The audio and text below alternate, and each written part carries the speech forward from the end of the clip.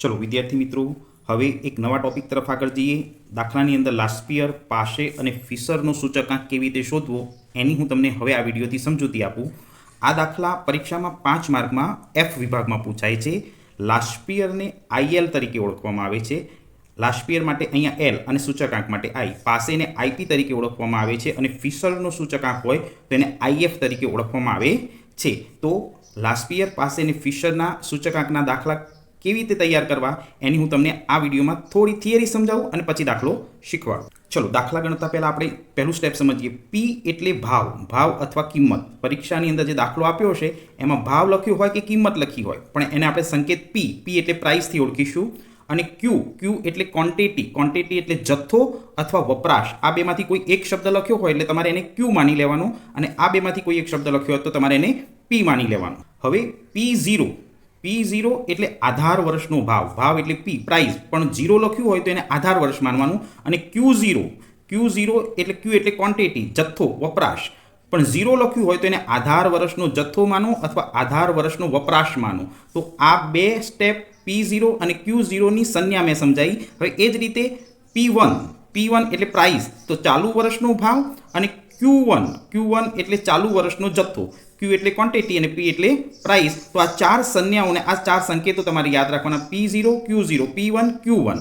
હવે લાસ્પિયર અને પાસેનો સૂચકાંકના સૂત્રો તૈયાર કરવા હોય તો પહેલું સ્ટેપ મારા આ બે મુદ્દા યાદ રાખજો. લાસ્પિયર માટે તમારે 1000 યાદ રાખવાના છે અને પાસે માટે 1101 યાદ રાખવાના છે. આ બંને આંકડા સૌથી મહત્વના છે. IMP, હું, મમ્મી અને પપ્પા. તો આ લાસ્પિયરનો જ્યારે સૂચકાંકનું સૂત્ર તૈયાર કરતા હોઈશું ત્યારે 1000નો ઉપયોગ કરીશું, અને પાસેનું સૂચકાંકનું સૂત્ર તૈયાર કરતા હશું તો 1101નો ઉપયોગ કરીશું. હવે જુઓ, આ બંને સ્ટેપ ઉપરથી હું તમને લાસ્પિયરનું સૂત્ર પણ શીખવાડું અને પાસેનું સૂત્ર પણ શીખવાડું. જો કોઈને યાદ ના રહે 1000, તો કોઈના લગ્નમાં ગયા હોય તો 1000નો ચાંદલો કરીએ અથવા 1101નો ચાંદલો કરીએ. એમ આ બે આંકડા ઉપરથી લાસ્પિયરનું સૂત્ર કેવી રીતે તૈયાર કરવું એની હું પહેલાં સમજૂતી આપું. ચલો, લાસ્પિયરનું સૂત્ર તૈયાર કરતી વખતે IL is equal to sigma પી અને ક્યુ. આ રીતે થોડા દૂર લખવાના. સિગ્મા પી અને ક્યુ, અને સિગ્મા પી અને ક્યુ અંશ અને છેદમાં બંનેમાં એક સરખા લખવાના અને ગુણ્યા 100 કરવાના. હવે લાસ્પિયરનું સૂત્ર તૈયાર કરવા માટે મેં તમને કીધું તો આ 1000 યાદ રાખવાના છે, અને એને આમાં ગોઠવી દો ને તો તમારું સૂત્ર તૈયાર થઈ જાય. હવે લાસ્પિયરનું સૂત્ર તૈયાર કરવા માટે 1000ને કેવી રીતે ગોઠવવા જુઓ. પી છે ને એમાં 1 લખવાનો એટલે P1 થઈ ગયો. પછી 1000ના પાછળ 3 મીંડા છે તો Q0, P0 અને Q0. તો આ રીતે સિગ્મા P1 ગુણ્યા Q0, સિગ્મા P0 ગુણ્યા Q0. આ 1000ને આ રીતે ગોઠવવામાં આવે. 1 0 0 0 ગુણ્યા 100 કરો એટલે લાસ્પિયરનું સૂત્ર પૂરેપૂરું તૈયાર થશે. ચલો, પાસેનું સૂત્ર તૈયાર કરવા માટે એ જ રીતે સિગ્મા P અને Q ગુણ્યા 100, થોડુંક અંતર રાખવાનું. આની અંદર 1101 સેટ કરવાના છે. તો મેં જેમ પાસેમાં કીધું હતું તો અહીંયા આગળ 1 મૂકવાનો, પછી અહીં 1 મૂકવાનો, પછી અહીં 0 મૂકવાનો અને અહીં 1 મૂકવાનો, એટલે 1101 લખી અને ગુણ્યા 100 કરો એટલે આ સંપૂર્ણ પાસેનું સૂત્ર તૈયાર થઈ જશે. હવે ફિશરનું સૂત્ર શીખવાડો. ચલો, ફિશરનું સૂત્ર IF is equal to √ IL ગુણ્યા IP.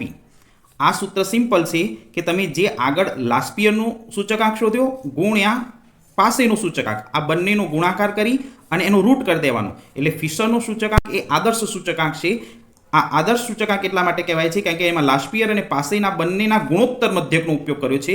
જો તમારે આ સૂત્ર ન વાપરવું હતું અથવા એક બીજું સૂત્ર છે, ચોપડીમાં લખીને આપ્યું છે, IF ઇઝ ઇક્વલ ટુ √ આ લાસ્પિયરનું સૂત્ર છે, 1000 લખ્યા છે. જુઓ, sigma P1 Q0, sigma P0 Q0 આ લાસ્પિયરનું સૂત્ર છે, ગુણ્યા આ પાસેનું સૂત્ર છે. બંનેનો ગુણાકાર કરવાનો અને ગુણ્યા 100 કરવાના. ગુણ્યા 100 એ રૂટની બહાર રાખવાના છે, અંદર લખવાના નથી. તો ફિશરના સૂચકાંકમાં તમે આ સૂત્ર વાપરો તો પણ સાચા અને આ સૂત્ર વાપરો તો પણ સાચા. તો અહીંયા આગળ આ સૂત્રોની માહિતી પૂરી કરી. હવે હું તમને દાખલાની સમજૂતી આપું.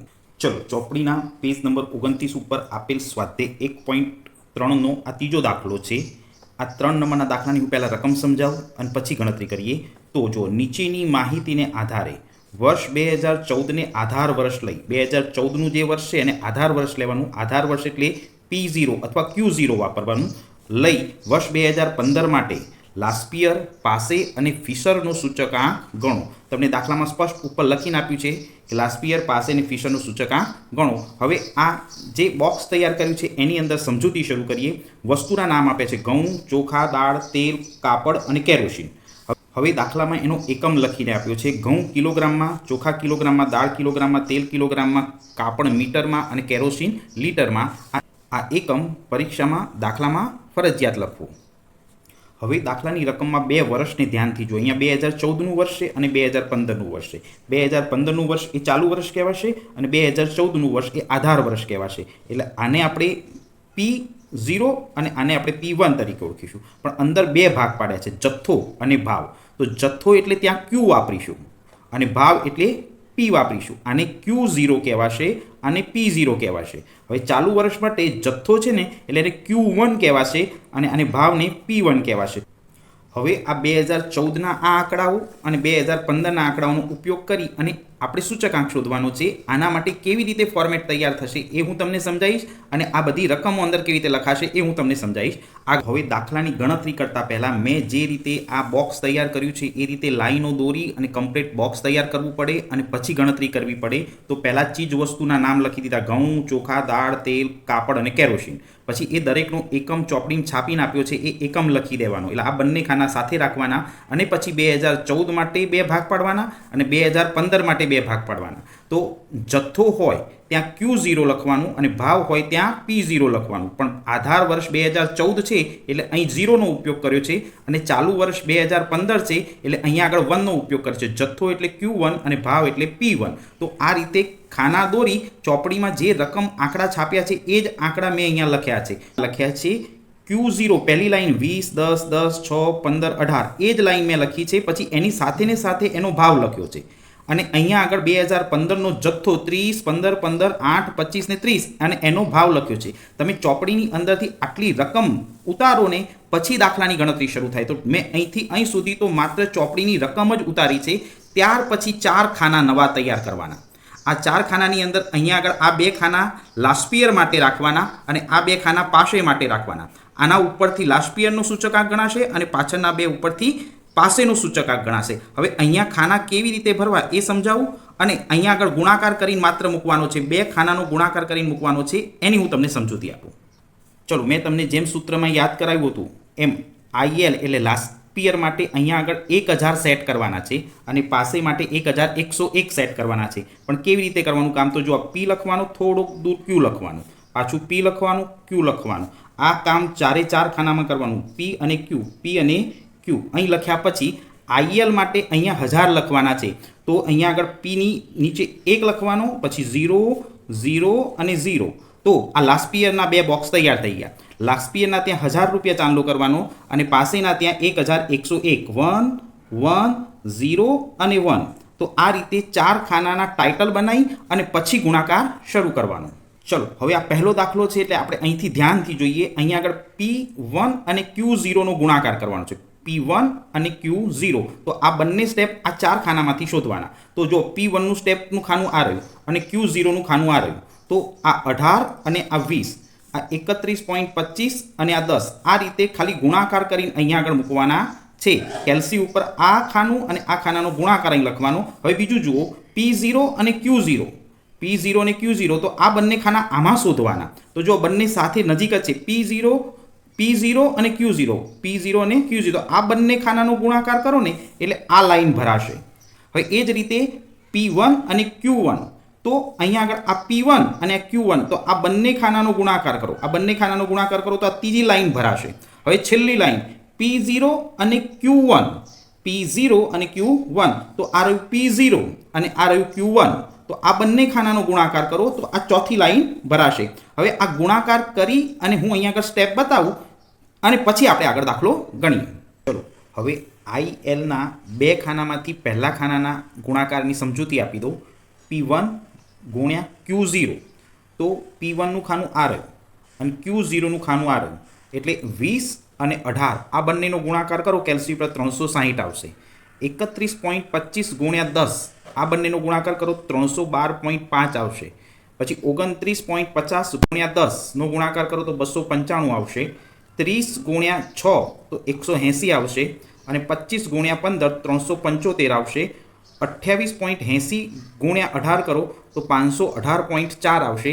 તો તો આ પહેલું ખાનું કેવી રીતે ભરાય એની મેં સમજૂતી આપી. તો આ ખાનું અને આ ખાના આ બંનેનો ગુણાકાર કરીને આ પહેલું ખાનું ભરાશે. હવે આ બધા જ આંકડાઓનું આપણે ટોટલ કરી દઈએ એટલે એને કહેવાય sigma P1 Q0. Sigma P1 Q0 is equal to 2040.9. તો આ રીતે જે ટોટલ કર્યું એ ટોટલનો ઉપયોગ આપણે દાખલાની ગણતરીમાં સૂત્રમાં કરીશું. હવે આ ખાનું કેવી રીતે ભરવું એની હું તમને આગળ સમજૂતી આપું, પણ બેટા આટલો ગુણાકાર તમે કેલ્સી ઉપર જાતે કરી અને આ ખાના જાતે ભરવા કોશિશ કરજો. ચલો IL માટે હવે આ બીજું ખાનું P0 અને ગુણ્યા Q0 આ બંનેનો ગુણાકાર કરવા માટે આ ખાનામાંથી આ બંને લાઈન શોધવાની. P0 અને Q0 આ બંનેનો ગુણાકાર કરી આ બંને લાઈનનો કેલ્સી ઉપર ગુણાકાર કરી અને આ લાઈન ભરી શકાય. તો જો 15 દુ 30 એટલે 15 ગુણ્યા 20 કરો એટલે 300 આવશે. પછી 20 ગુણ્યા 10 કરો એટલે 200 આવશે. 26.50 ગુણ્યા 10 કરો એટલે 265 આવશે. 24.80 ગુણ્યા 6 કરો એટલે 148.80 આવશે. 21.25 ગુણ્યા 15 કરો એટલે 318.75 આવશે. અને 21 ગુણ્યા 18 કરો એટલે 378 આવશે. હવે આ બંને ખાનાની અંદર આ ટોટલ કરવાનું રહી ના જાય. હવે આ બંને લાઈનનો ગુણાકાર થઈ જાય અને આ બધા જ આંકડા ભરાઈ જાય એટલે આ બધાનું ટોટલ કરી અને સિગ્મા P0 Q0 શોધવાનું, બધાનો સરવાળો કરવાનો એટલે 1610.55 આવશે. તો આ લાસ્ટ પિયર માટે IL માટે કેવી રીતે બે ખાના ભરવા એની સમજૂતી આપી. હવે તમને પાસે માટેના બે ખાના ભરવાની ડાયરેક્ટ સમજૂતી આપી દો. ચલો IP માટે હવે આ બે ખાના કેવી રીતે ભરવા એની હું તમને સમજૂતી આપું. મેં થોડો ગુણાકાર કરીને રાખ્યો છે. હવે P1 અને Q1 આ બંનેનો ગુણાકાર કરવાનો. તો આ વસ્તુ જો અહીંયા આગળ તમને દેખાશે Q1 અને P1, તો આ બંને લાઈનનો ગુણાકાર કરી અને એક પછી એક સ્ટેપ અહીંયા મૂકવા માંડો એટલે આ ખાનું ભરાશે. જેમ કે 18 ગુણ્યા 30 પછી 31.25 ગુણ્યા 15 તો આ રકમ મળી જશે. 29.50 ગુણ્યા 15 તો 442.50 મળશે. 30 ગુણ્યા 8 તો 240 મળશે. 25 ગુણ્યા 25 તો 625 મળશે. 28.80 ગુણ્યા 30 કરો એટલે 864 મળશે. હવે આ બધી જ લાઈનનું ટોટલ કરી દઈએ એટલે સિગ્મા P1 Q1 3180.25 મળશે. ચલો હવે છેલ્લું ખાનું P0 ગુણ્યા Q1. તો આ P0 અને ગુણ્યા Q1 એટલે આ બંને ખાના નજીકમાં જ છે. જો આ બંનેનો ગુણાકાર કરી દેવાનો. 30 અને 15 તો 450 આવશે. 15 ગુણ્યા 20 કરો તો 300 આવશે. 15 ગુણ્યા 26.50 કરો તો 397.50 આવશે. 8 ગુણ્યા 24.80 કરો તો 198.40 આવશે. 25 ગુણ્યા 21.5 કરો તો 531 આવશે. 30 ગુણ્યા 21 કરશો તો 360.00. તો હવે આ બધી જ રકમોનો સરવાળો કરી દઈએ તો સિગ્મા P0 Q1 મળશે 2507.15. તો આ ચાર આંકડાઓનો ઉપયોગ કરી તમે IL, IP અને IF ફિશર ત્રણેયનો સૂચકાંક શોધી શકો. ત્રણેયના સૂત્રોનો ઉપયોગ કરી હવે દાખલો કેવી રીતે ગણવો એ હું સમજાવું. ચલો હવે આ રીતે ત્રણેય આંકડાશાસ્ત્રીના સૂત્રો લખી દેવાના. IL, IP અને IF મેં સૂત્ર બનાવતા તમને શીખવાડ્યું હતું. IL ની અંદર 1000નો ઉપયોગ કરીને સૂત્ર લખવાનું. IF માં 1101નો ઉપયોગ કરીને સૂત્ર લખવાનું અને IF માં IL ગુણ્યા IP નો ગુણાકાર કરી અને એનો અંડરરૂટ કરી દેવાનો. હવે તમારે અહીંયા ખાલી આંકડા મૂકી અને ભાગાકાર જ કરવાનો છે તે હું. ચલો હવે IL માટે આ બે આગળના ખાના IL માટેના હતા. તો એક રકમ આ અને એક રકમ આ બંનેનો ઉપયોગ કરી અને ગુણાકાર ભાગાકાર કરી દઈએ. તો IL ની ઉપરની રકમ 2040.9 ભાગ્યા 1610.55 ગુણ્યા 100. આ પહેલું સ્ટેપ લખાયું. હવે આ રીતે IL ની એક રકમ ઉપર એક રકમ નીચે અને ગુણ્યા આનું ત્રણનું કેલ્સી ઉપર સાદું રૂપ આપો તો તમારું સૂચકાંક આવશે 126.72. IL ની ગણતરી માટે સૂત્ર લખ્યું, ઉપરથી આંકડા ગોઠવ્યા અને ગુણાકાર ભાગાકાર કરી દો તો IL નું કામ પૂરું. હવે આપણે ગણતરી કરીશું IP ની.